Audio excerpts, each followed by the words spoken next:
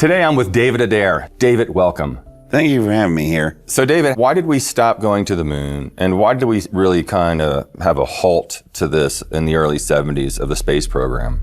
I wish I could give you an answer that's good as the question, because there's no logical answer. None of it makes sense. The official explanation was unpopular. You had 1968, the Vietnam War was blazing hot. It was really unpopular.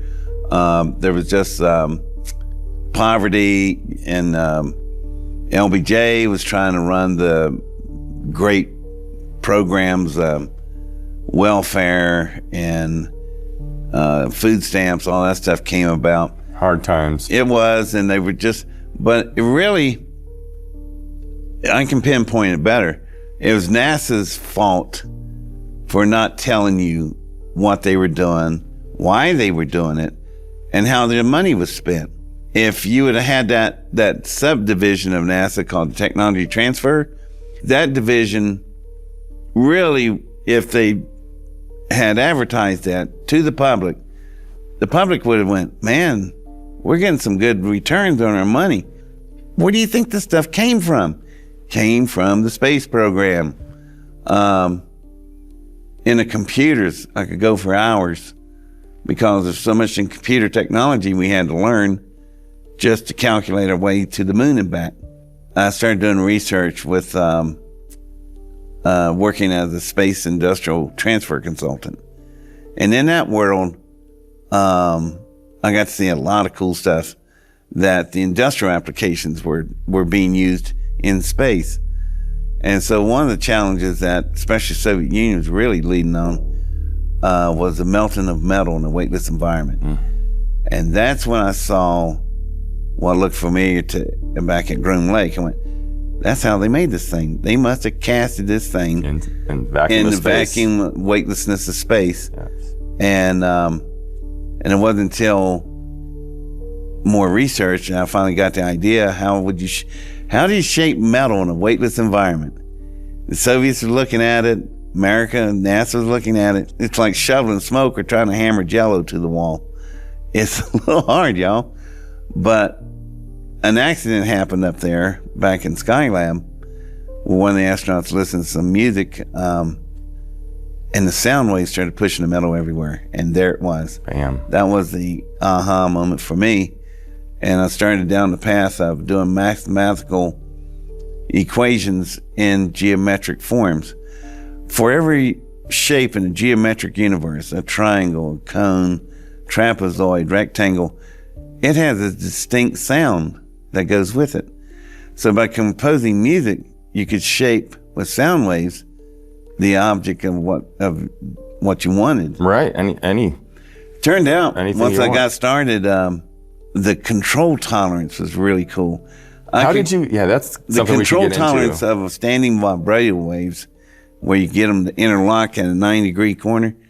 People go, oh yeah. And I said, yeah, oh yeah, try it sometime. Yeah, they have to understand, and correct me if I'm wrong, you have to make something in the vacuum of time and space, through my experience. There's so many, you have to think of a sphere like a sea urchin of all these different angles of frequencies coming in. Yeah. And it's on a molecular, we're talking very small nano. This is beyond anything because you're rearranging atoms into something that the program will allow you to do, right? Well, the way I got around that Yes. was at a grocery store line of all things. And the clerk would stand there with the barcoder. When I saw the way the light beams would wrap around a product so it gets the UPC code and then snatches it and clicks and it's done, I went, oh God, that's what I need. So what you would do, you'd take something that you would scan with a barcode reader, or actually just the laser lights that would wrap around it.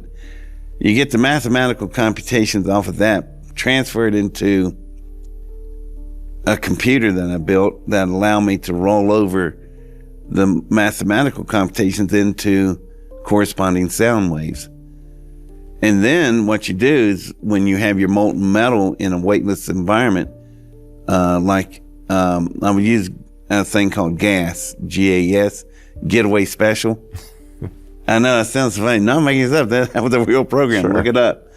For $3,000, $7,000 or $10,000, you could rent the space of a 55-gallon drum that's bolt on the inside wall of the space shuttle. Send it up. And they ran thousands of these programs.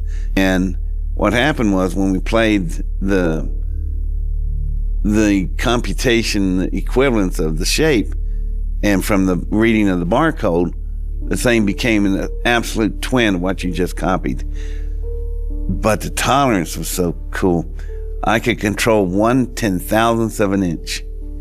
That's impossible in casting in the gravity field of today. And then it's the molecular structure of the metal. This is where it really gets good. And what metal were you experimenting with up there? There were some compounds and alloys I was using. I won't give out for proprietary reasons. Of course. But these alloys, you can manipulate them with the sound waves, because the gravity convective fields of the planet, as the metal's hardening or casting it, is just interfering with all the molecular bonding. So in space, you don't have that problem. Right. The field's not there. So you could set a molecular structure the way you want it to look and stay in place until it's solidified. Was there an alternate space I don't know. program? I never ran into one. I never,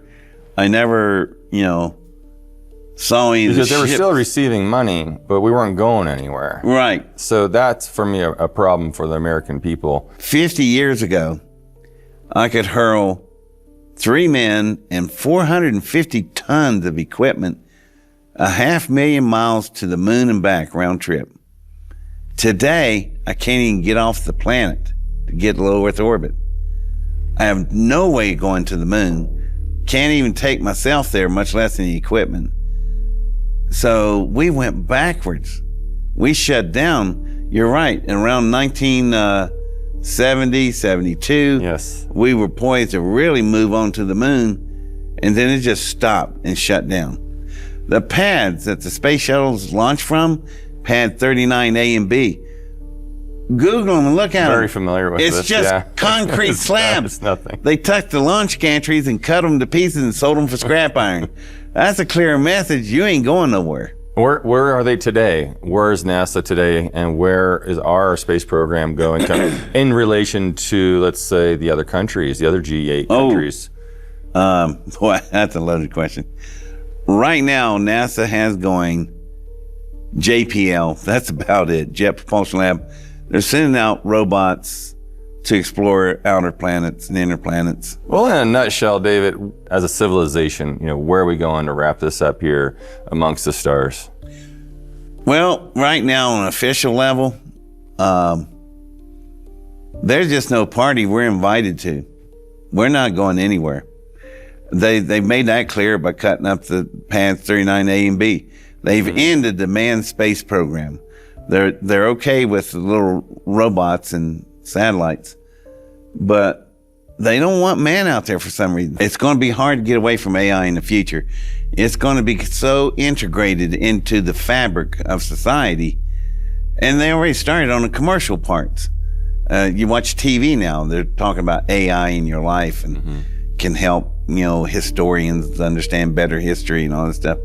And they're making it more benign looking, but it's coming out. And that's the key I think they're missing is the speed at which all this is going to move.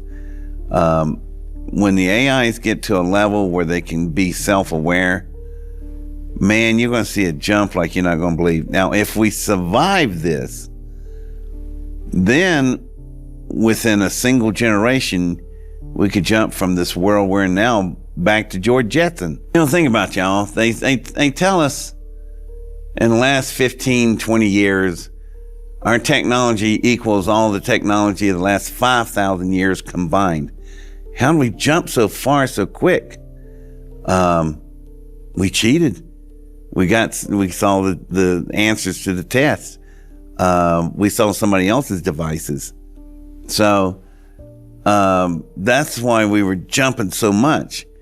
And have you noticed this has slowed down? Yes. Because I think it's an infrastructure problem. And, I've caught criticism over the years. I was worried about this stuff 30 years ago. I was thinking about AIs and what they're getting ready to do.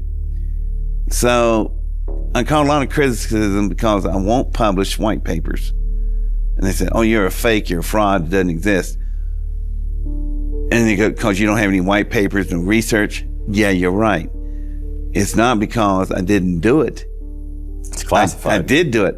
I'm not printing it because guess what the AIs are going to do in the very first round?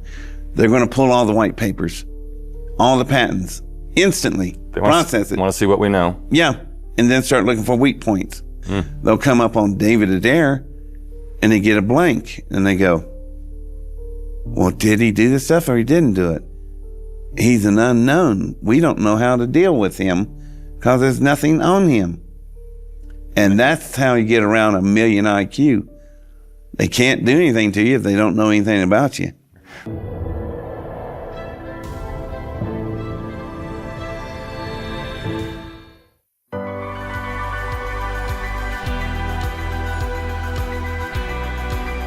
Common people around the world are doing the uncommon.